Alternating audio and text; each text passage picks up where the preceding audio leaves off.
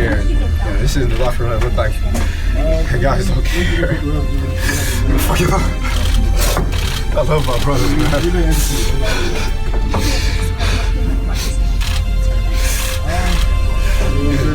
The shot just playing back and forth in my head.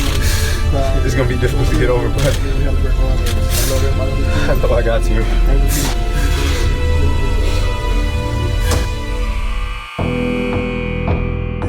Just knowing that we're up 5 with like 2 minutes, 3 minutes left, knowing that we could have won that game is, what it really was. It would have been different if, we would have got blown out or something. But just losing that game the way we did, we fought back, tied it up, and then, he hits that shot. It was just tough losing like that. Can't play in college anymore, so that was the part that really hurt the most. We didn't care what was thrown at us. We thought we were gonna win. And that's why they were affected. He and Bam and the other guys were affected. To see he and Bam, how they reacted, just lets you know that these kids wanted to win. Fox gets into front court, crossover dribble, blows into the lane with a leader goal. Fox instead gives it to Willis, left side, goes to Fox, open three. Throws it ahead to Fox, he's behind the defense for another. And he steals it, picked Collins' pocket, driving the other way, layup good. Frustration foul. Being great is difficult. It's not all that hard being good.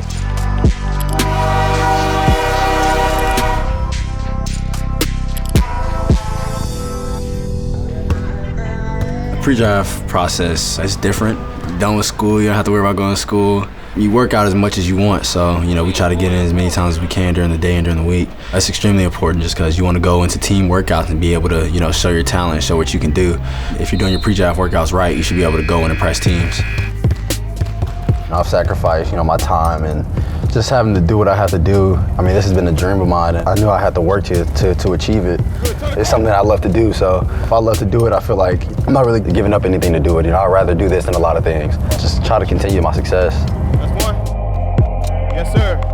Just the work schedules my mom had just made me want to work harder. Like, I don't want to, do that when I'm older. She would stay at home during the day when I was at school. She would sleep so she could get up for the night shift and, stay up all night. It was just difficult seeing her do that, and it's like, I don't know how you're going to work at 3 p.m., coming back at like 3 a.m. Even what she's doing now, she wakes up, sometimes we pull all-nighter and it's like 4 a.m. and she's getting up to go to work. She's trying to work hard just so she doesn't have to do that anymore. She doesn't hate it, but that's hard to do.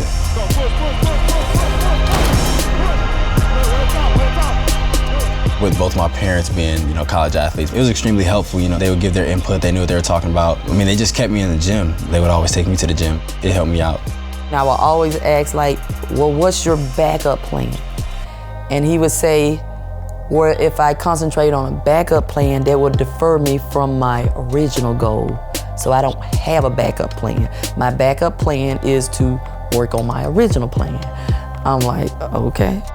The advice my mom gives me is just make free throws, because she has the record for free throw percentage at her school, 93%. It was actually in their school record book, and I don't think they had a three-point line when she was playing, but I was like, you can hit free throws, but you can't do nothing of the other stuff I do, so just try to catch up to that. Good, free throws. Free throws, free throws. Way to work, fellas. When De'Aaron was 4, we were still living in New Orleans then. And we had a basketball goal in front of the house, and we would always, play on it or whatever.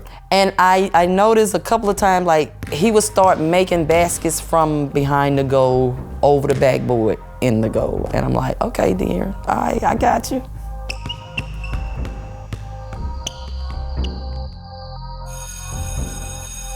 He kind of wanted to do the private school thing, but I told him no. I said, if I gotta drive, I'm gonna drive around the corner 5 minutes. Like I told him, man, sometimes blaze your own paths, you ain't gotta follow nobody else. He bought into it and he went to South Lake and he did great. Why leave the neighborhood when everybody can watch you play here? South Fair never had anybody did what he did for basketball there. So he learned to blaze those paths, so it was good. He had already had an offer coming in, and he could play at that level. He didn't look at it physically, But at the same time, I don't think people thought physically he could play at Kentucky his first year. But he was strong. He was skinny, but he was strong. But his skill set was so defined at a young age that he was able to play because he could score the basketball. So his freshman year, he led us in scoring. He averaged 23 a night as a freshman. So we didn't even fool around with it when he came in as a freshman. You're our starting point guard, and let's move forward. So it was never a debate. He never changed as a person, which I think what made him special. I used to tease him all the time. He's like a nerd, had his little glasses on, walking around, But then when a game would start, it's like the glasses come off, and in between the lines, he turned into a totally different player. The first game we actually played against the Harrison twins, and he had about 7 points, But it was a good opportunity to see, okay, here's some guys that are already going, you're a young buck, how's that gonna fare up? And I could be wrong, but I think the second game or third game we went to a tournament in Magnolia, and he had a triple-double. And I think it was the game after that we had a tournament in Spalding, and he scored 50. So I go by his school, and he kind of parades me around. He wants everybody to be involved. He wants everybody to enjoy this moment. He didn't make it just about him. That's when I said, this kid is more than just about himself. He wants other people to feel good. He wants to use his position to help others. Bang, I was locked in. Then I knew this is the kind of guy you want running your team.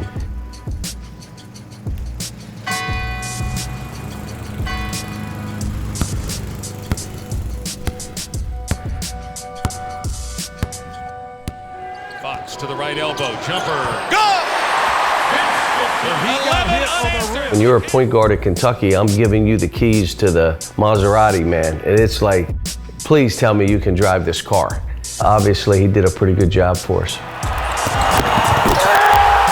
The heart, you can't fake that. If you want to be about relationships and you want to be about other people, you can't fake that. It's got to be who you are. It's got to be in your DNA, and it's in his. People that will watch him play will have a ball watching him. Like, man, he's fun to watch. He'll do stuff that the normal guy, the speed, we got him to use it as a weapon. It was scary how fast he was. The ability to disrupt defensively, those are all winning traits. I would expect him within 4 to 5 years to be on one of those 4 teams that are vying for the championship.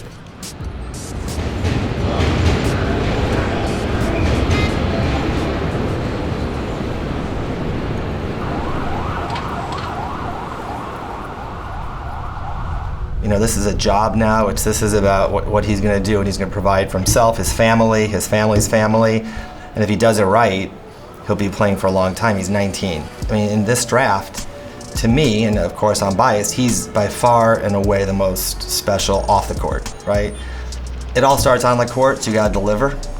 You got to be a good player, a good teammate, a leader, and do well. If you do well and you're special, sky's the limit, right?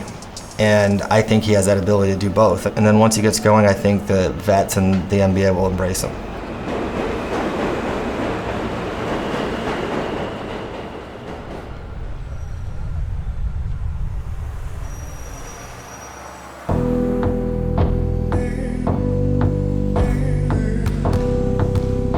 But Darren, he picks up things quickly. He's a sponge when it comes to knowledge and instruction. Lungs up a little bit. By his second or third year, he'll be an all-star. No doubt in my mind, he'll be an all-star in the NBA. Like I said, an MVP caliber type player. There's no doubt in my mind. He's just such a competitor.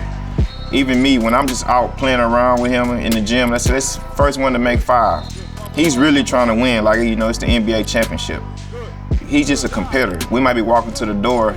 I can get to that door faster than you, so that's the way he's wired. That's just in his DNA. He's just an ultra competitor.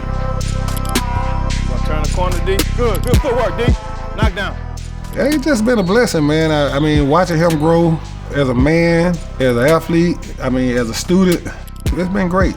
Now, to be the top 10 in the top 5 of the draft, dream come true. The ride has been great. Let's go. I just feel like if you're doing the work, I feel like you shouldn't doubt yourself. So if you're doubting yourself, then you're probably not working hard enough. The difference between good players and great players, people can say work, but even good players, work hard, but great players kind of just have a different mentality. The way that they put in the work, what they're thinking about, even when they're not playing. There's a lot of good players out there. There's people who's good that don't even try. So just being great is just different. You have to have that mentality that you want to be great.